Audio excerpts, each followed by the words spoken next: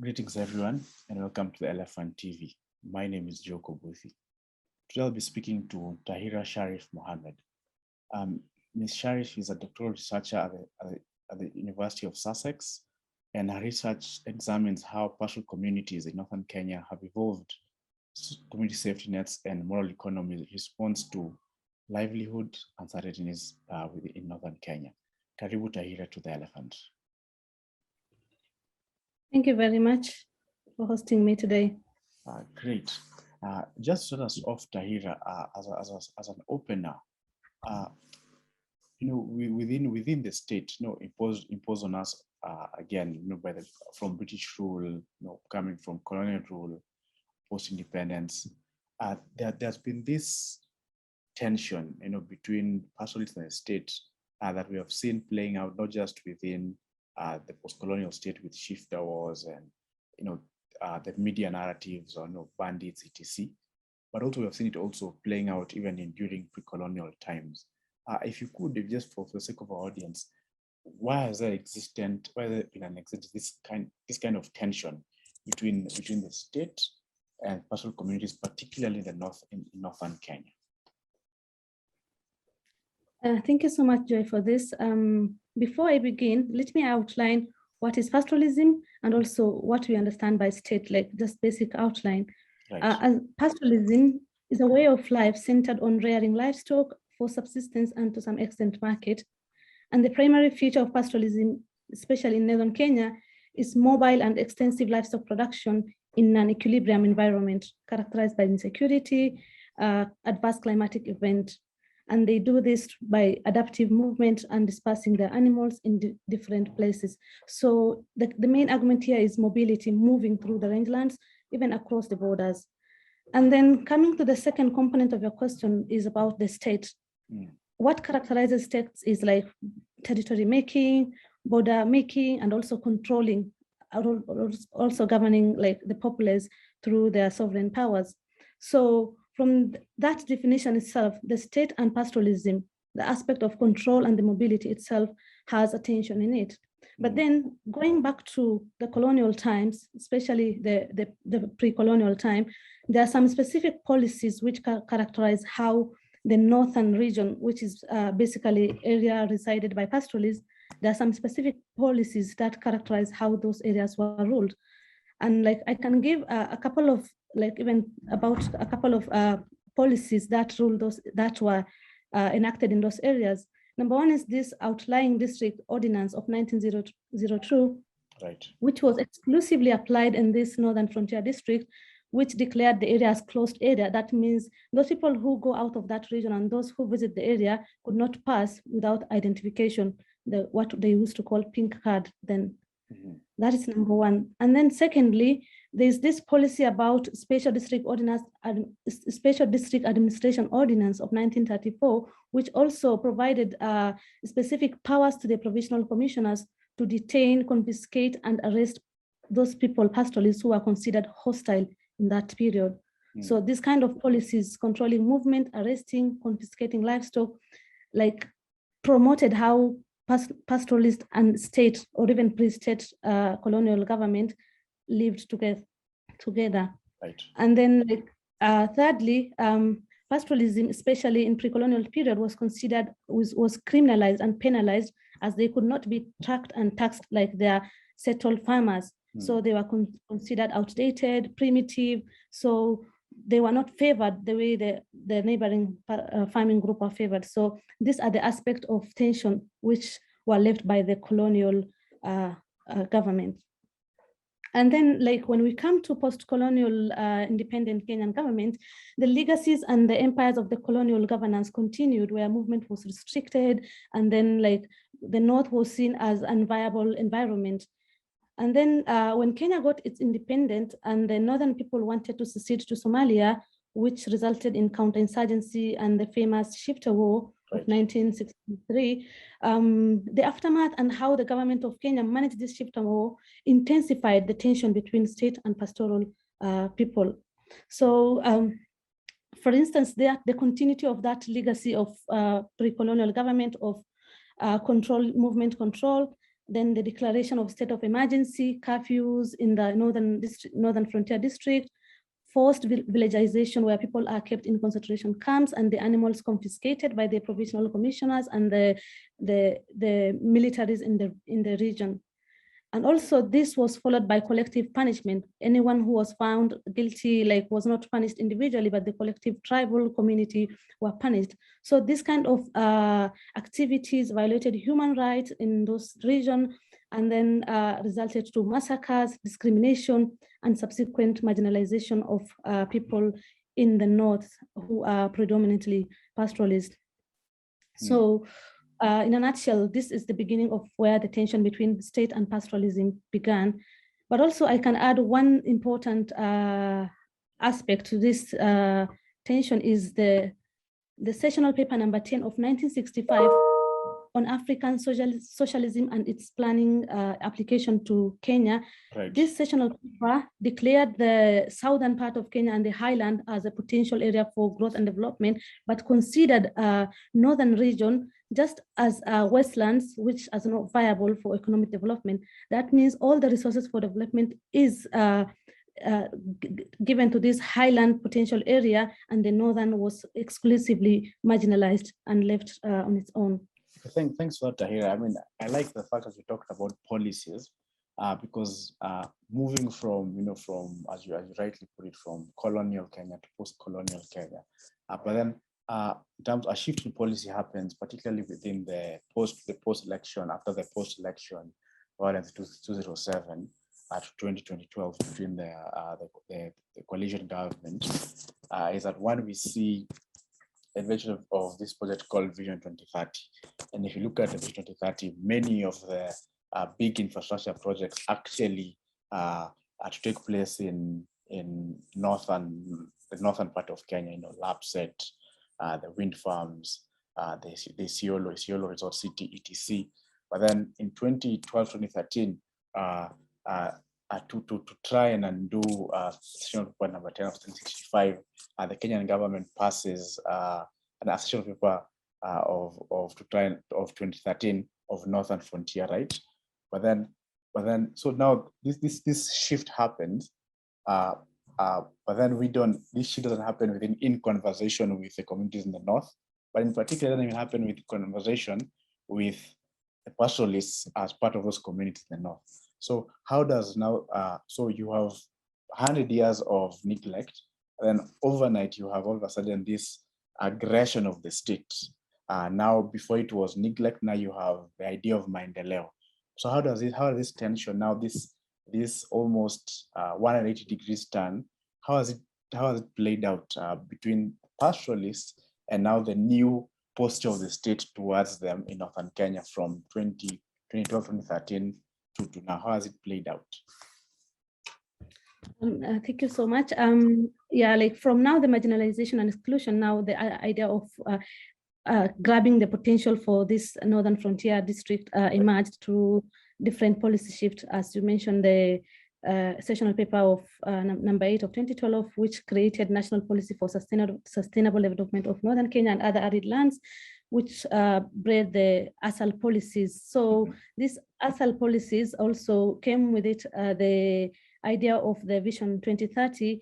So if I talk about the Vision 2030, this is just a development paradigm of seeing like a state like the government envisioning how to make use of this potentially neglected region for all the resources that it has, including oil, minerals, livelihood, and then wild life species. So, but then this development vision is a linear development which does not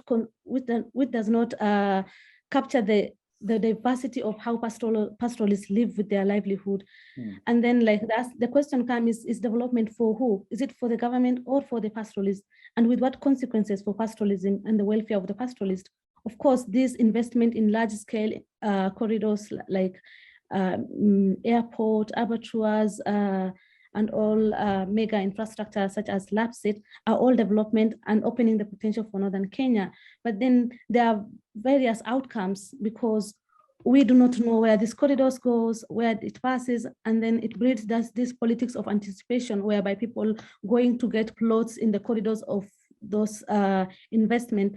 And then this investment, this vision breeds class of capitalist, pastoralists, and elites who, instead of advocating for how to counter the implication of this project on the livelihood of pastoralists, they go and like position themselves to benefit from this large scale project. So the whole of this narrative about developing northern Kenya is really good. It's a good move, but then how it is done, who is included, who is excluded, development for who, are all questions which surround the whole narrative. Right. No, I mean, so tied to that, when you talk about, I like that, the idea of development for who. Then which ties then, my follow-up question to that is, how then, what kind of social policy should be integrated within this linear logic of Vision 2030 and development of the state in northern Kenya? How then do we center the people of northern Kenya, and what are some of the tenets that are missing in terms of, as written in your article, regards resilience, as regards health, education? What are some of those tenets, and how can they be framed within a broader conversation, such that when this maendeleo goes to northern Kenya, it's not maendeleo for the state, but it's maendeleo for the well-being of the people of northern Kenya, in particular the pastoralists and other economic activities happening there? Number one, this development visions comes with anticipation, as I said earlier, expectation of future development, what goes where, when, how, who is displaced, who is included, and who is excluded from all this investment. For example, taking my research where I look at how pastoralists evolved their livelihood since 1975 until to date, assessing how pastoralists live with different changes. And these changes include shift in political economy, structural transformation, and this economic transformation of the region. So how do people live with these changes? Because pastoralists are known to live with these pressures that is coming to them from the discrimination now to sudden development paradigm. So according to several studies, pastoralists have revealed different forms of surviving these changes. Number one is like, there are those people who, despite this whole narrative, they are not aware of any changes. Maybe they just hear rumors that there's a Isiolo city, for example, Isiolo is becoming a resort city. Right. There is geothermal, like a dam which is coming up. There's airport. Like they can hear about it as rumors, but then they are not aware of the outcome of this project, what they can benefit from this project. So these people continue with their traditional transhuman pastoralism. So they practice their nomadism despite their environmental pressures and the insecurities that is pertinent to this region. And then there's the second group of pastoralists who are increasing commercialization and diversification away from pastoralists by now investing in other economic opportunities brought by these development corridors. For example, like commercialization of livestock due to availability of large-scale livestock market in the region, especially in Isiolo, to some extent Wajir, and also Marsabit to a lesser extent. So now those people who are now commercializing and expanding their livelihood out of pastoralism are now somehow benefiting from this development project. But then there are people who completely left pastoralism as a livelihood because of the pressures of this development and also the pressures of environmental factors. So they could no longer sustain their livelihood. So they have to leave pastoralism altogether and live on manual work, or even like getting like jobs in these bigger industries which are coming up in the region. So that is how pastoralists are living with these changes. And then number two, now there's the one that I mentioned, the class of capitalist pastoralists who are potentially like educated and also like know about this project, the outcome and the compensation that they need. But then the problem is there is disconnect between the pastoralists, the nomads, the transhumans who are locally embedded in pastoral livelihood, and now the elites who are based in town, negotiating between the state, the investors, and the pastoralists. But then in most instances, it happens that these elites are positioning themselves to benefit from this project, but excluding now the pastoralists who are not aware of this. Of course, this is not the case always, as there are sometimes movements and then like resistance from this elite to resist, let's say, negative development, which can displace the community and exclude them from their livelihood. So like there are two ways, like those who benefit from the project and those who resist, but also those who are just completely excluded and are left to continue with their livelihood. And then thirdly, the whole aspect of this development corridors and envisioning of Vision 2030 has resulted into insecurity and inequality between who benefits, who doesn't benefit, because of the lack of awareness about the compensation, the aspect of tendering and contract for those development projects. Because essentially, if this northern region is developed, like for example, construction of large-scale market abattoirs, who are the contractors? It should be the locals. Who are the beneficiaries? It should be the locals. But then what if the locals are not aware? So they are excluded. And those who are aware and then like who can be given the tenders and the contract benefit from this kind of large scale development. And also if we come to compensation, who are compensated? Because land is also a very key issue in this region. Land is not, in most cases, privately owned, it's communally owned. So within this communally owned land, who is compensated? So the aspect of who benefits and who are the winners and the losers is basically what surrounds this whole debate. Great. And finally, Tahira, I mean, talk about winners and losers.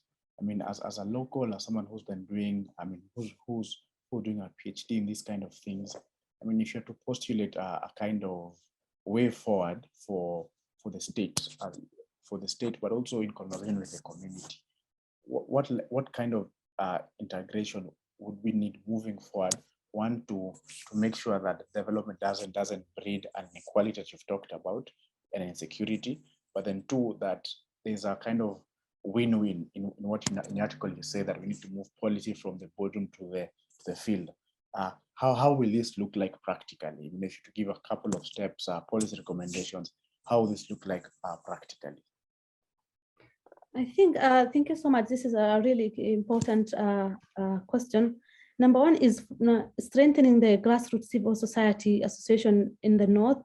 Personally, I'm not aware of a strong civil society movement in the North who are accounting for, who are invigilating for any lack of accountability in these development projects, or also injustices due to displacement for this development project. So it's really important to strengthen, or even strengthen the grassroots civil society within this region, because civil society is people's voice. They are the link between the people and the government. They are the link between the people and the private investors who are coming to invest in this region. So strengthening this civil society organization is very critical. For instance, let's say when we talk about the marginalization in the region in the early 1970s, 80s, and 90s, the 2000 opened up the region to potential development because of the civil society that awoke in those regions, those times. For example, the example of Pastoral Parliamentary Forum, which was created in 2003, those kind of forum created an opportunity for northern region to be embedded in the national development. So civil society is actually the root, a solution to this key losers and winner debate, and it's not only the civil society rooted within the community, understanding the plight of the community, and also connecting the people and the investors together. And then for the government, number two, government, and also both the national government and the local government, especially the county government, they need to negotiate with the investors and developers beyond the national interest to include pastoralist welfare. So for example, if someone wants to come and invest an abattoir in Isiolo County, okay, it's abattoir, but then how can we benefit the pastoralists? How can we link the livestock market to international market abroad? So it's not just about developing the corridors and investment by the name of it, but how can the welfare of the pastoralists be brought to this development? So the government is not supposed just to get the opportunity, but have to negotiate the welfare of the community. Of course, to some extent it is there, but practically, and it's not visible on the ground. We have so many policies, papers talking about how the government negotiate, but then in actual sense, it's not visible. So, and then pastoralism, as I said earlier, it's about land, livestock, and mobility. So these people have to move around to live this unpredictable environmental condition. So with this, if we need pastoralism to thrive with this investment-oriented development, we need to implement land reforms and diverse, land injustices. For example, people are being misplaced because of military positioning or because of oil discovery. So there's need to be land reform and categorical compensation and for these people who are displaced.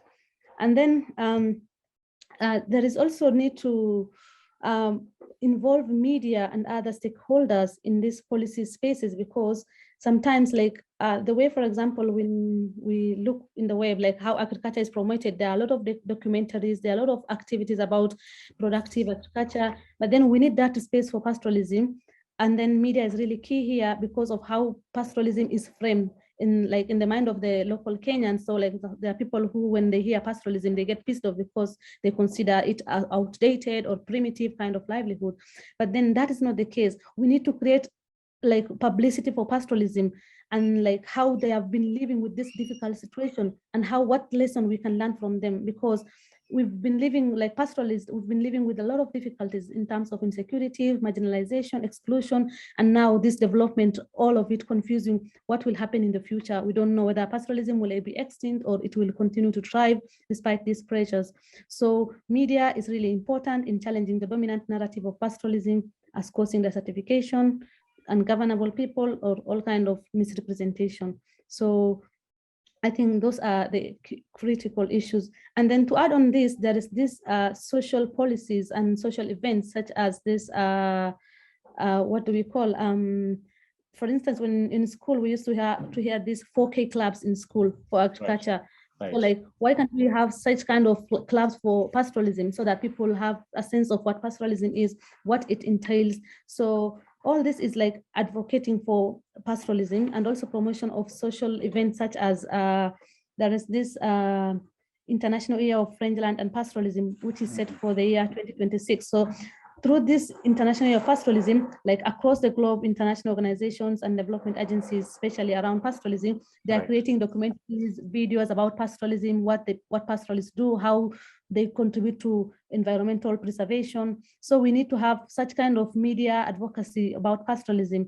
And also like we have this agriculture show. So what about like pastoralism week, like all these kind of activities, because it will make pastoralism a very key pillar of economic development, which it is on papers, like in Vision 2030 and harnessing the potential for Northern Frontier region. We have all this in papers, like, but then in actual sense, what are we lacking? Like we need to have in action, like to have all this event and publicity for pastoralists to be able to make like the livelihood to benefit from this whole development, and also shun those negative mentalities against pastoralism as a livelihood. Well, thank you so much, Tahira, for that very, very conclusive end, and thank you so much for your time here at the Elephant. Thank you so much for just explaining, how we can take this policy from the bottom and actually give it life, and from civil society, the media. So thank you for your time once more. Asante sana.